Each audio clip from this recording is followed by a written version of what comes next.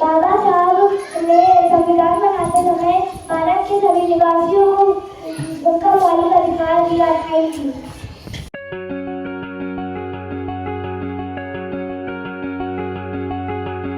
गगन उठे गगन सारा समुंदर ने छोड़ दिया किनारा, गगन उठे गगन सारा समुंदर ने छोड़ दिया किनारा, सिल जाए जहां सारा जब गूंज उठे जय भीम का नारा। सुप्रभात, मेरा नाम साक्षी सिंह है, मैं कक्षा 10 की छात्रा हूँ। मैं आप सभी के सामने B.R. अम्बेडकर के बारे में बताना चाहती हूँ। Doctor B.R. अम्बेडकर का पूरा नाम डॉक्टर भीमराव अम्बेडकर था। उन्हें बाबा साहब अम्बेडकर के नाम से जाना जाता था। उनका जन्म 14 अप्रैल 1891 मध्य प्रदेश के महू गाँव में हुआ था।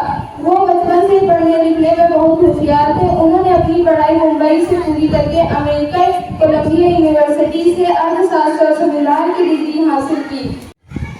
सुप्रभात, मेरा नाम वर्षा सिंह, मैं कक्षा 10 की छात्रा हूँ। मैं आज आप सभी को डॉक्टर भीमराव अम्बेडकर के बारे में कुछ बातें बताना चाहूँगी। आज हम सभी यहाँ बेहद खास मौके पर एकत्रित हुए हैं। आज हमारा देश बड़े धूमधाम के साथ अम्बेडकर जयंती मना रहा है और उनके महान विचारों को याद करते हुए उन्हें नमन कर श्रद्धांजलि अर्पित कर रहा है। यह दिन केवल एक जयंती नहीं बल्कि सामाजिक न्याय, सम्मान और संविधान की भावना का उत्सव है। संविधान की रचना में उनकी योगदान के साथ तो आजाद भारत की संस्थाओं के निर्माण में जो उनकी शानदार सक्रिय भूमिका रही, सबल और सशक्त भारत के निर्माण में बाबा साहब हम सबके प्रेरणा पुंज हैं। डॉक्टर भीमराव अम्बेडकर वह हृदय हैं जिन्होंने भारत को उसका संविधान दिया और कोई भी देश बिना संविधान नहीं चल सकता। बाबा साहब ने नाम से मशहूर डॉक्टर भीमराव अम्बेडकर को संविधान निर्माता और संविधान का सत्कार कहा जाता है। उन्होंने न सिर्फ संविधान निर्माण में सबके अहम रोल अदा किया